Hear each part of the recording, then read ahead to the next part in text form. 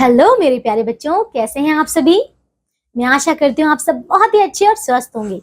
तो बच्चों आ जाइए, अब शुरू करें हमारी एक कक्षा और आज हम करेंगे अध्याय 10 जिसका नाम है कला की परख। तो आइए बच्चों हम देखते हैं यहाँ पे कि कला की परख किस प्रकार से की जाती है और आखिर ये कहानी है क्या। तो चलिए बच्चों अपने अपनी किताबें खोल लीजिए और आ जाइए शुरू करते हैं।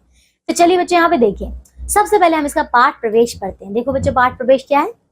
प्रस्तुत पाठ में एक कलाकार के विषय में बताया गया, ठीक है, बताया गया है कलाकार अपना पेट भरने के लिए मेहनत करके चित्र बनाता है, पर उसकी कला को कोई नहीं समझता, ना ही उसके चित्र की कोई खरीदता है, ठीक है, उसके चित्र को। अपनी गरीबी से तंग आकर वह चित्रकारी छोड़ देता है, लेकिन अंत में उसे उसकी कला का कद्रदान मिल जाता है, यानी कि जो उसकी कला की कद्र करता है ना, वो उसे मिल जाता है। आइए पढ़कर जानते हैं। तो चलिए बच्चों, एक बहुत ही अच्छा अध्याय है ये, आइए इसे पढ़ते हैं। देखो, किसी नगर में एक चित्रकार रहता था। चित्रकार यानी कि जो चित्र बनाता है वो रहता था। ब्रश व रंगों की सहायता से वह तरह तरह के चित्र बनाता था। उसके चित्र इतने सुंदर और सजीव यानी कि बच्चों ऐसा लगता था जैसे कि उनमें वो जीवित हो, है ना, तो सजीव होते थे कि देखते ही बनते थे। पर अफसोस की बात थी कि नगर में उसकी कला की कोई कद्र नहीं करता था। कद्र यानी कि मतलब उसको कोई आप कह सकते हैं महत्वता नहीं देता था, है ना। देखिए अब फिर चित्रकार के बनाए हुए चित्र लोग बहुत कम मूल्य पर भी खरीदने को तैयार नहीं थे, है ना। इसी कारण चित्रकार की रोटियों के लाले पड़े हुए थे, ठीक है, पड़ रहे थे, क्योंकि बच्चों देखिए, अब देखिए वो गरीब था और वो किसी प्रकार से देखिए अपनी बड़ी मेहनत से चित्र बनाता था और उनको बेचकर अपना पेट पालता था। अब जब लोग खरीदेंगे नहीं तो भला वो अपना पेट कैसे भरेगा, है ना। तो देखिए फिर चित्रकार ने सोचा, ऐसी कला से क्या लाभ जो पेट भरने के लिए रोटी भी ना दे सके, है ना। अब मैं चित्र बनाना छोड़कर कोई छोटा मोटा व्यापार या नौकरी ही कर लूंगा। कम से कम 2 वक्त की रोटी तो ठीक से नसीब होगी, यानी कि ठीक से अच्छी से मिलेगी उसे, है ना। तो देखिए यह निश्चय करके वह सो गया।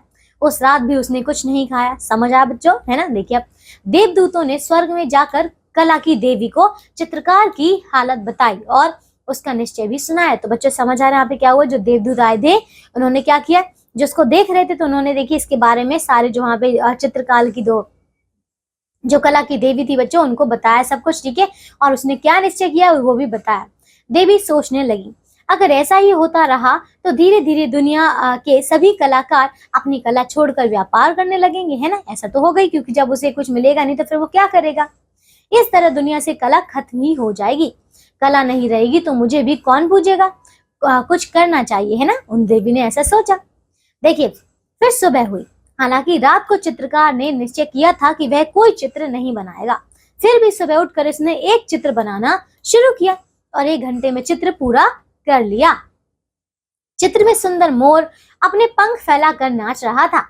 वह देखिए फिर यह चित्र अब तक बनाए गए सभी चित्रों से अधिक सुंदर था। तो बच्चों देख रहे हैं यहाँ पे, देखिए उसने कितना सुंदर यहाँ पे चित्र बनाया था एक, ठीक है, जिसमें एक मोर था जो कि अपने सारे पंख फैलाकर नृत्य कर रहा था, है ना। और ये इसका चित्र सारे चित्रों में से सबसे सुंदर था। इस चित्र को अवश्य ही कोई खरीद लेगा, यह सोचकर चित्रकार अपने घर से निकल पड़ा। घूमते घूमते शाम हो गई पर चित्र ना बिका। भूख के मारे उसका बुरा हाल था। चलते चलते वह थक भी गया, है ना। भूख और थकान के कारण वह एक दुकान के आगे बेहोश होकर गिर पड़ा। तो बच्चे समझ आ रहे हैं यहाँ पे क्या हुआ। इतना ज्यादा वो भूखा था, थका हुआ था कि देखिए वो बेहोश हो गया था एक दुकान के सामने, है ना। दुकानदार ने उसे उठाया और दुकान के अंदर ले गया। थोड़ी देर बाद जब चित्रकार को होश आया तो वह जाने लगा, ठीक है, वो उठ गया था, ठीक है, उसे होश आ गया तो फिर वो जाने लगा। दुकानदार ने पूछा, भाई तुम्हारी यह हालत कैसे हुई। चित्रकार ने उसे सारी बात बता दी, है ना, उसने सारी बात बता दी दुकानदार को उस पर तरस आ गया, ठीक है, यानी कि उस पर दया आ गई, है ना। उसने तस्वीर खरीद ली। तो बच्चे समझ यहाँ पे उस दुकानदार ने क्या किया, उस तस्वीर को खरीद लिया। उसने तस्वीर अपनी दुकान में रख दिया, है ना। अगले दिन सुबह जब उसने दुकान खोली तो वह हैरान हो गया। देखिए बच्चों हैरान क्यों हो गया, देखिए यहाँ पे चित्र के पास एक सोने का मोर पंख पड़ा हुआ था। बच्चों देख रहे हैं इस चित्र को, देखिए एक सोने का मोर पंख पड़ा है यहाँ पे, है ना।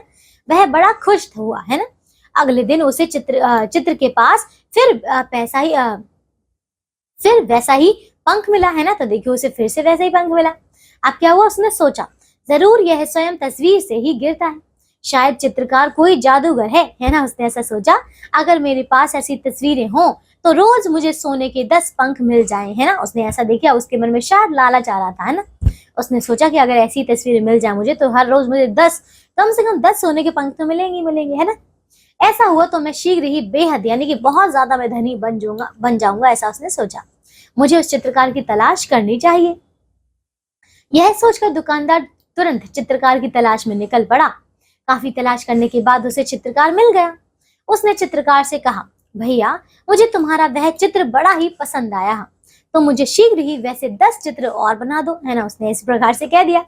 मैं तुम्हें मुंह मांगा दाम दूंगा, उसने कहा, ठीक है कि तो जो तुम मांगोगे मैं तुम्हें वो दे दूंगा, बस तुम्हें वैसा ही, तो मुझे वैसे ही 10 चित्र बनाकर दे दो। यह सुनकर चित्रकार को तो जैसे अपने कानों पर विश्वास ही नहीं हुआ, है ना। आज पहली बार उससे कोई चित्र खरीदने आया था। उसने कहा, ठीक है, आपको कल चित्र मिल जाएंगे, उसने कह दिया। अगले दिन दुकानदार को चित्र मिल गए, है ना। उसने वे चित्र भी अपनी दुकान में रख दिए। वह बेसब्री से सुबह होने का इंतजार करने लगा, है ना। सोच रहा था कि शायद उसे फिर से वैसे ही वो पंख मिल जाएंगे सोने के। सारी रात उसने करवटें बदल बदल कर काटी, उसे नींद ही नहीं आ रही थी। वह हिसाब लगाता रहा कि 10-11 पंख रोज के हिसाब से मिलने पर एक हफ्ते में, फिर एक महीने में, फिर एक पास देखिए, फिर उसके पास कितने पंख इकट्ठे हो जाएंगे, है ना। उस प्रकार से सोचने लगा। सुबह होने पर वह जल्दी जल्दी नहा धोकर दुकान पर पहुंचा। दुकान खोली, आश्चर्य और दुख से उसका मुंह खुला ही रह गया। ठीक है बच्चों, यानी कि अब उसे आश्चर्य भी हुआ और दुख हुआ, है ना। उसने देखा आज किसी भी तस्वीर के पास पंख नहीं थे, है ना। पंख नहीं है, तो बच्चों उसने क्या देखा कि आज किसी भी तस्वीर में जो है पंख नहीं था। उसने तिजोरी खोली तो हाथ के तोते उड़ गए। क्या हुआ बच्चों यहाँ पे, यानी कि अब वो फिर से मतलब चौंक गया था, है ना, अचंभित रह गया। पहले वाले पंख भी गायब हो गए। तो बच्चों हुआ क्या था यहाँ पे कि सारे के सारे पहले वाले पंख भी गायब हो गए थे, है ना।